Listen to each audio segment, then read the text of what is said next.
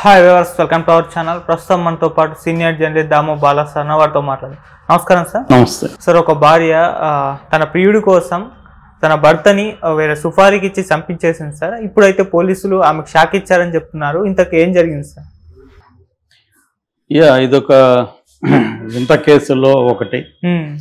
ఆమె పేరు కల్పన. ఆమెకు మల్లేశం అనే అతనితో పెళ్ళైంది. జోగుపేట చాకలి మల్లేశం. అతను ఇస్త్రీ బండి నడుపుతుంటాడు. ఓకే. అయితే ఈ కల్పనకి చిన్నప్పటి నుంచి ఒక బాయ్ ఫ్రెండ్ ఉన్నాడు, హై స్కూల్ స్థాయి నుంచి. అతని పేరు రమేష్. సో ఈ అమ్మాయికి అసలు మల్లేశాన్ని పెళ్లి చేసుకోవడం ఇష్టం లేదు. కానీ వాళ్ళ అమ్మ నాన్న బలవంతంగా ఈ అమ్మాయికి పెళ్లి చేశారు. పెళ్లి చేసినా కూడా ఇతనితో పేరుకి కాపురం చేస్తుంది, కానీ తనతో అఫేర్ ఉంది, తనతో కంటిన్యూ చేస్తుంది రమేష్తో. అయితే ఈ విషయం మల్లేశానికి తెలిసి ఎవరితో ఈ అమ్మాయి అఫేర్ నడుపుతుందని గొడవ పెట్టడం ప్రారంభించాడు ఈ అమ్మాయిని. సో వీళ్ళిద్దరి మధ్య అప్పుడప్పుడు గొడవలు జరుగుతున్నాయి. దీంతో ఈ అమ్మాయి ఏం డిసైడ్ అయిందంటే, ఈ మొగుడు లేకపోతే మనం హాయిగా మన బాయ్ ఫ్రెండ్తో తిరగచ్చు కదా అనుకొని మొగుడిని చంపేద్దామని ప్లాన్ చేసింది.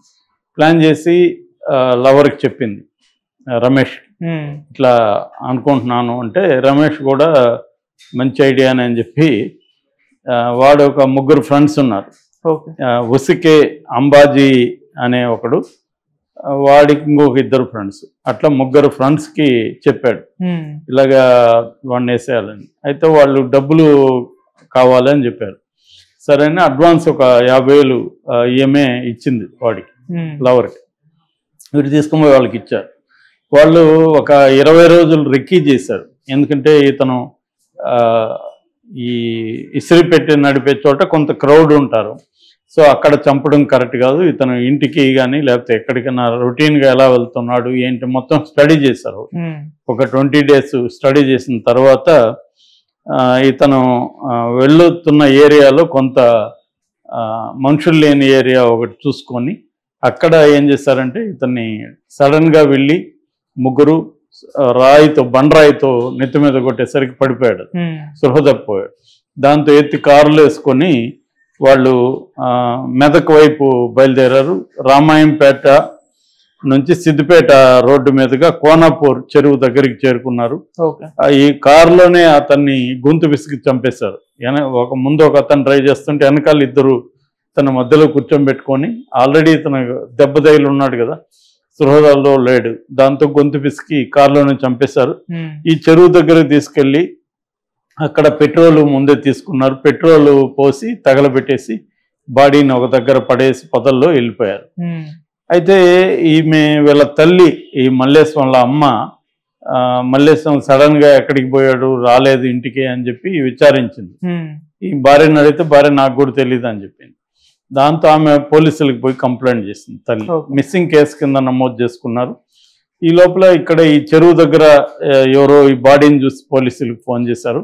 వీళ్ళు వెళ్ళి చూసినప్పుడు ఆధారాలు చూస్తే అంతా ఇతనిలాగే ఉంటే వాళ్ళ అమ్మని పిలిపించారు. ఆమె ఐడెంటిఫై చేసింది. దాంతో వాళ్ళ భార్యని, మామూలుగానే పోలీసులు ఏం చేస్తారు, ఎవరైనా మనిషి చనిపోతే వాళ్ళ దగ్గరగా ఎవరు ఉంటే వాళ్ళ ఫోన్లు వాళ్ళని విచారించడం చేస్తారు. అట్లా వాళ్ళ భార్యను తీసుకుని విచారిస్తున్నప్పుడు ఆమె బాడీ లాంగ్వేజ్ కానీ మాట తీరులో వాళ్ళకి డౌట్ వచ్చింది.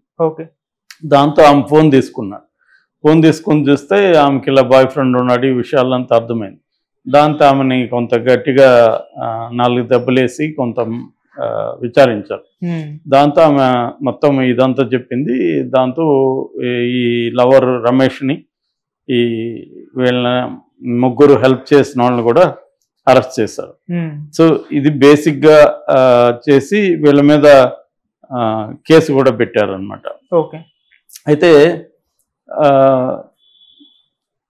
మనకి మామూలుగా ఏంటంటే, నేనే చాలా కేసులు చెప్పాను ఇలాగా. అంటే లవర్ కోసం భర్తలను చంపేసిన స్త్రీల సంఖ్య బాగా పెరుగుతుంది ఇండియాలో.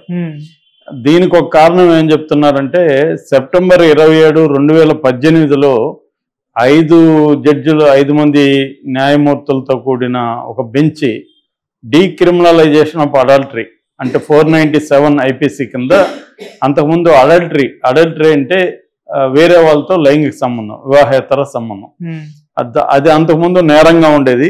దాన్ని నేరం కాదని సుప్రీంకోర్టు 5 మంది జడ్జెస్తో ప్రకటించింది. అంటే కాన్సెంటింగ్ అడల్ట్స్ అంటారు.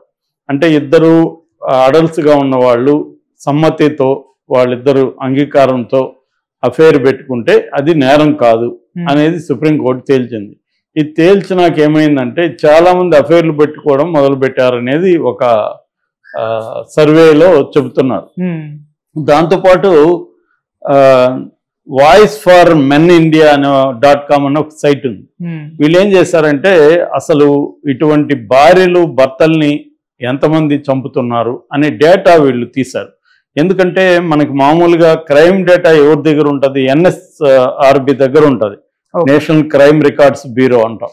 ఈ నేషనల్ క్రైమ్ రికార్డ్స్ బ్యూరో ఏం చేస్తుందంటే వివిధ పోలీస్ స్టేషన్ల నుంచి వచ్చిన డేటాని కలెక్ట్ చేసి దాన్ని ప్రాసెస్ చేసి అనలైజ్ చేసి పెడుతుందన్నమాట. ఈ డేటాలో భర్త భార్యను చంపే కేటగిరీ ఉంది ఆ డేటాలో. ఆ కేటగిరీలో ఏంటంటే డౌరీ డెత్ కానీ ఇతర కారణాలతో భర్త చంపుతున్నాడు, ఆ కేటగిరీ ఉంది. భార్య భర్తను చంపే కేటగిరీని లేదు దాంట్లో. అందువల్ల అసలు ఎంతమంది భార్యలు ఎంతమంది భర్తను చంపుతున్నారు అనే డేటా, నేషనల్ డేటా మన దగ్గర లేదనమాట. అంటే NSRB మీద చాలా విమర్శలు ఉన్నాయి. అంటే దాని కేటగరైజేషన్ మీద చాలా విమర్శలు ఉన్నాయి. ఆ మధ్య కూడా ఒక సీనియర్ జర్నలిస్టు ఒక బుక్ కూడా రాసింది డేటా మీద, ఎలా డేటా ఉంటుంది మన ఇండియాలో, ఇన్సఫిషియంట్ డేటా, దాన్ని అనలైజ్ చేయడం కష్టం.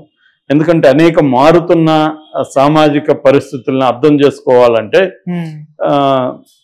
ముఖ్యంగా నేర స్వభావాలు, నేర పద్ధతులు, తర్వాత ఎవరు నేరాలు చేస్తున్నారు, వీటినంతా విశ్లేషించాలంటే తగిన డేటా ఉండట్లేదు. NSRB దగ్గర సఫిషియెంట్గా లేదనమాట. అది మారాల్సిన అవసరం ఉంది కానీ వాళ్ళు మారట్లేదు అన్న విమర్శ వస్తుంది. సో వీళ్ళు నేను చెప్పిన voice for men India .com site వాళ్ళు కొంత ఇండిపెండెంట్గా వాళ్ళు కలెక్ట్ చేస్తారు డేటా.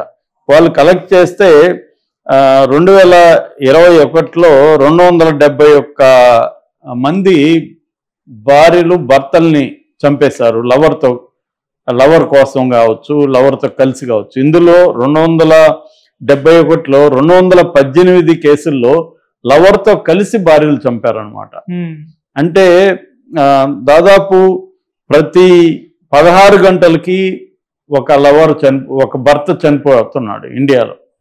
దీనికి ప్రధాన కారణం ఎక్స్ట్రా మ్యారిటల్ అఫైర్స్. అంటే భర్తతో కాకుండా వేరే వాళ్ళతో అఫైర్లు పెట్టుకోవడం, ఈ అఫైర్కి భర్త అడ్డుగా ఉన్నాడని చెప్పి భర్తని చంపేయడం. ఇది యావరేజ్ ఏజ్, భర్తల యావరేజ్ ఏజ్ తీసుకుంటే 38 ఇయర్స్ అనమాట. అంటే మినిమం 22 ఏళ్ళు, మ్యాక్సిమం 78 ఇయర్స్ భర్తలను కూడా చంపిన భార్యలు ఉన్నారు. సో యావరేజ్ ఏజ్ అయితే 38 ఏళ్ళు ఈ భర్తలు అనమాట. సో ఇంకొకటి ఏంటంటే ఈ ఆత్మహత్యలు, ఫ్యామిలీ ప్రాబ్లమ్స్ వల్ల ఎంతమంది ఆత్మహత్యలు చేసుకుంటున్నారు దేశంలో అంటే 2020 రికార్డ్స్ని బట్టి 51,477 మంది చేసుకుంటున్నారు. ఇందులో మగవాళ్ళు ఎక్కువ మంది చేసుకుంటున్నారు ఫ్యామిలీ ప్రాబ్లమ్స్ వల్ల. 35,333 మంది మగవాళ్ళు చేసుకుంటే 16,140 మంది మాత్రమే, అంటే డబుల్గా ఉందన్నమాట. అంటే వీళ్ళు ఈ వాయిస్ ఫర్ మెన్ ఇండియా వాళ్ళు చెప్తున్నది ఏమంటే డొమెస్టిక్ వైలెన్స్ యాక్ట్ ఇండియాలో ఏదైతే ఉందో అది only violence committed by men మాత్రమే ఉంది తప్ప వైలెన్స్ కమిటెడ్ బై ఉమెన్ మీద అది లేదు, డొమెస్టిక్ వైలెన్స్ లేదు. అందుకని దాన్ని ఐపీసీ కింద జనరల్ హత్య కింద పెట్టేస్తున్నారు. ఈ జనరల్ హత్య కింద పెట్టేయడం వల్ల డేటాలో విమెన్ ఎంతమంది భర్తల్ని చంపుతున్నారు, వైఫ్స్ ఎంతమంది భార్యలు భర్తల్ని చంపుతున్నారు అనే డేటా విశ్లేషించడానికి లేదనమాట. అందుకని వీళ్ళు ఆ పని చేస్తున్నారు. అనేక కేస్ స్టడీస్ వాళ్ళు ప్రచురించారు, రియల్ గా జరిగిన హత్యలు. అవన్నీ కానీ మనం కొన్ని చదివితేనే షాకింగ్ గా ఉన్నాయి. అంటే ఫర్ ఎగ్జాంపుల్ ఒక పెళ్లి జరుగుతుంటే ఆ పెళ్లిలో పెళ్లి కూతురు లవరు పెళ్లి చేసుకుంటున్న అతన్ని చంపడానికి అతనికి ఒక గిఫ్ట్ ఇస్తాడు. ఆ గిఫ్ట్ లో బాంబు ఉండి పేలిపోయి వాళ్ళ ఇంట్లో 3-4 చనిపోతారు. అంటే అర్థమేంటి, వాళ్ళు మరి ఎందుకు పెళ్లి చేసుకోవాలి తన అమ్మాయి, ముందే వాడితో వెళ్ళొచ్చుగా లవర్తో. పెళ్లి కొప్పుకోవడం ఎలా, వాడిని పాపం అమాయకుడు కదా, వాడికేం సంబంధం. వాడిని చంపేసింది. అవును. అట్లాగే ఇక్కడ తెలంగాణలో ఒకసారి ఏం జరిగిందంటే ఇలాగే పెళ్లి ఫిక్స్ అయింది. ఈ అమ్మాయి ముందుగానే వేరే లవర్ ఉన్నాడు. ఈ అమ్మాయికి ఆ పెళ్లి చేసుకుపోయే అతను ఇష్టం లేదు. ఆ మాట గట్టిగా చెప్పి నిలబడి ఫైట్ చేయకుండా అతన్ని చంపడానికి ఏం ప్లాన్ చేసిందంటే అతనితో ఫోన్లలో సరదాగా మాట్లాడుతూ ఒకరోజు నువ్వు బయటికి రా, నాకు సిగ్నల్ సరిగా రావట్లేదు అని చెప్పి అతన్ని ఇంటి బయటికి పిలిపించింది. ఇంటి బయటికి రాగానే లవర్ ఆల్రెడీ వెయిట్ చేస్తున్నాడు. వాడు కత్తితో పొడిచి పారిపోయాడు, తను చనిపోయాడు.